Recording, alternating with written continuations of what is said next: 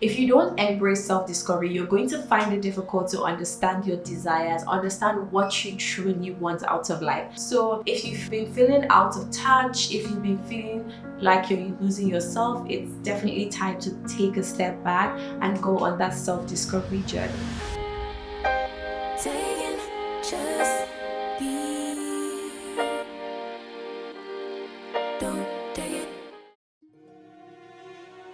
I was talking to one of my married friends the other day, and we were just talking about life as a single woman versus life as a married woman. And she said something that made me really think. She said something about how your single years are the time that you have alone solely for yourself, and you want to make sure that you are prioritizing you throughout that period. So today we're going to be talking about why you should spend time alone and how to make the most of alone time. I know that in this day and age, we're having all these conversations about the importance of friendships, and the importance of building community, and the importance of spending time with other people. And while all of that is important, there are certain seasons that calls for being alone, that calls for honing something, that calls for a rebirth of something new in you. And one of the things that I've noticed is that anytime you go through those seasons of alone time, there's a lot of personal growth that comes out of that.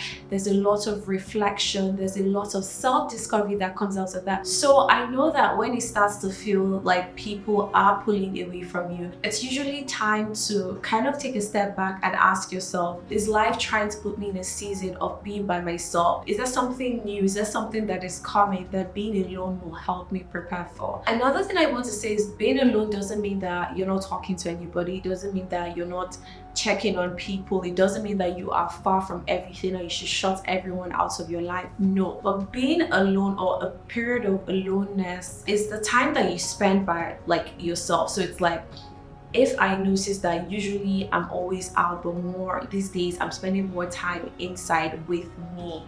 And with this time that I'm spending with me, I am learning things about myself. I am rediscovering myself. I am understanding myself better. I am maybe even journaling, working through my thoughts, trying to see all the things that might have contributed me to who I am today. Also identify the things that I don't like and the things that I want to change. So if you're currently in that season, I need you not to worry. There are three major things that will come out of this season, which is the one, self-growth and just overall discovery. The second one is creativity. Every time I have gone through seasons where I've been alone, I come out a new person. My mind is freshened. I have new drive. I'm just trying to do things because I've gone back to who I am at my core and at my center. And the third one is reduce stress. During this alone times, you're not really focusing on other people's perceptions, what other people think. During that season, the person that you are really, really prioritizing is yourself. And prioritizing yourself doesn't mean that you all of a sudden lack empathy, you lack compassion, you lack all of that. No, but it's you're just being a little bit more intentional with yourself, the way you would be, say, if you were in a new relationship that you're trying to build and you want this relationship to be successful. Now that we've set the basis, let's go into how to actually spend time alone. A lot of people are scared to be alone because it's if I am, what should I be doing? What should I even do during this period? And the first thing that you should do when you're being alone is self-care and self-love practices. You cannot keep pouring from an empty cup. If maybe there's things going on in your life, or maybe people have complained about certain things or certain behaviors or certain attitudes, and you've agreed that you actually have this attitude and you want to change, it's going to be hard for you to work on that if you're not actually being conscious about it. And this is why I always encourage every woman to always go on a self-discovery, self-awareness, self-learning journey. I used to think that you did this once and that was the end, but no, this is ever evolving. The same way where you're never truly free of therapy. Like if you think about it, there's things that you need to keep working on over time. Think of your self-awareness and your self-discovery journey as that, because as you go through life, as you proceed through life, you are ever evolving. And if you're not having those check-ins with yourself, you notice that you begin to lose who you are. You begin to just like live for other people, and that just causes you not to have a very happy life. Now, while you're spending alone time and you're self-discovering, I have a few activities that I have found that just make it easier to go through this process. The first one is praying a lot more, or just focusing on my spiritual growth or journey. I am Christian, so that's what works for me. Whatever is your own equivalent of this is fine, but the world is tough, guys. We all need Jesus. Like, we all need God in our lives. And if your relationship with Him is severely lacking, then other aspects of your life would actually lack too. The next thing that I'm going to advise you to do during this season is find a hobby. A lot of times as adults, especially in Nigeria, like I don't see a lot of adults who just have things that they do that they enjoy. They're not making money for it, they just do it. I personally have tried to find a hobby, and this year it's been Pilates for me. But I'm realizing that Pilates is like a very expensive hobby. That's one. Two, I will always enjoy Pilates, but it always takes so much from me to get to a Pilates class. Like I need to pick an outfit, I need to get in my car, I need to drive for about like 20 to 30 minutes to get to the Pilates class. And having to do that every single time you want to do your hobby is not sustainable. So you want to find something that is within your environment, something that is within your vicinity, something that is easily accessible, that you enjoy doing, and do it as often as you can. Once a week, just do it. I have a friend who used to paint when she was younger, and she just started painting again. She's not trying to sell her art for money, nothing of that. So she just closes her room, lights a candle, plays some music, and just paint. So find out what that is for you. The third thing that you should definitely be doing this season is journaling. I used to journal a lot, and honestly, I feel I was more self-aware when I was journaling. I haven't journaled consistently in over a year, and I know how much disconnect that has caused for me.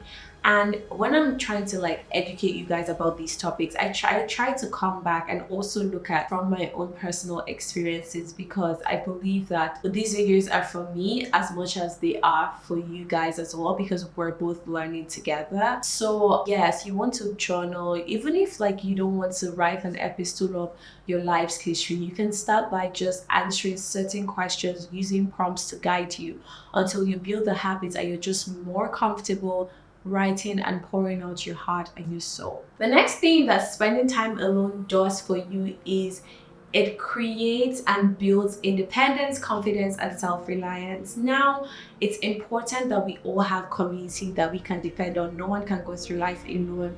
But at the same time, if you really think about it, no one really owes you anything. So you want to be sure that you're building a healthy balance between self-reliance and depending on your community. You want to build a healthy balance. And when you're spending time alone, doing things, getting to know yourself better, doing things that you truly enjoy, getting to know who you are at your core, you find out that it makes you a more confident person. Because when you make a decision, you're no longer doubting yourself. You're sure that this is the decision you need to make in this season, right? And how does that start to show in other aspects of your life? You start making more confident decisions at work. If someone asks you to do something and you say no and they try to sway you, you're not going to be easily swayed, because you already made that decision and you know why you made that decision, and you know that in that moment that decision is the best one for you. The next reason why you should spend time alone is because spending time alone gives you an opportunity to pursue your passions and interests. Now, oftentimes it is so hard for us to maybe do hobbies or just do things that we truly enjoy, because there's so much going on. There's something your mother wants you to do, there's something your uncle wants you to do, there's something your friends think you should be. There is just so much. But during that alone time, you have the opportunity to take a step back and figure out what you truly are interested in, what truly makes you happy. Being alone literally gives you the freedom to pursue these things, which you might find difficult if you're always with other people. So this is not a cut out everybody in your life type of video. No, that's not what we're saying. We're saying create a habit of taking a step back once a while, as often as you can. Now, another thing that people often think when it comes to spending time alone, a lot of people say, oh, okay, spending time alone means being alone, cutting people out of my life. Not really. Embracing alone time or just getting to know yourself better will also create room for healthier relationships for you, because when you love yourself more, when you love yourself better, when you truly appreciate, when you're kind to yourself the way you are kind to other people, you're able to show up as a better friend, a better partner, a better sister, a better everything. You don't have all these thoughts, all these what ifs dragging at your mind, talking at your mind. Spending time alone or taking time to check in with yourself from time to time would even help you build better connections, because that way you'll find it easier to say to a friend, this is what I like. I don't like it when you do this. I don't like it when you do that. And that way you're able to build more honest, more fulfilling, more connected relationships. Another thing that I'm going to say that is very, very important to note during this period that you're trying to spend time with yourself, get to know yourself better, and truly like embrace solitude so that you can be an overall better person. It's important to note that if you're spending time alone, you want the time that you're spending alone to be mindful. Because if you're not being intentional and being mindful about what you're trying to achieve with that alone time, you're going to end up pulling away from like those important relationships that you actually need to survive in life. So you want a healthy balance between the two of them. It is very, very important.